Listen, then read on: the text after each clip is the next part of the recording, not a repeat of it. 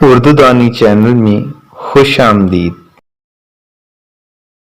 اگر آپ نے ابھی تک ہمارے چینل کو سبسکرائب نہیں کیا تو اب کر لیجئے تاکہ ہماری ہر نئی ویڈیو آپ تک پہنچ سکے۔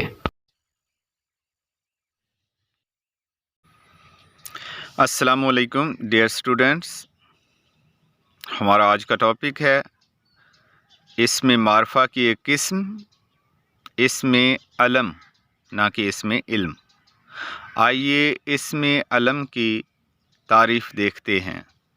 اسم علم کی تعریف بھی بالکل اسی طرح ہے جس طرح اسم معرفہ کی ہوتی ہے، لیکن تھوڑا سا فرق ہے علامت کی اضافت کا۔ وہ اسم جو کسی خاص شخص، خاص چیز یا خاص جگہ کی پہچان کے لیے علامت کا کام دے، اسم علم کہلاتا ہے۔ آئیے اب اسم علم کی مثالیں دیکھتے ہیں۔ قائد اعظم، قرآن مجید، لاہور۔ اس کے علاوہ غالب جو کہ تخلص ہے، شیدہ عرف، ابن العربی، یہ سب مثالیں ہیں۔ آئیے اب اسم علم کی اقسام دیکھتے ہیں۔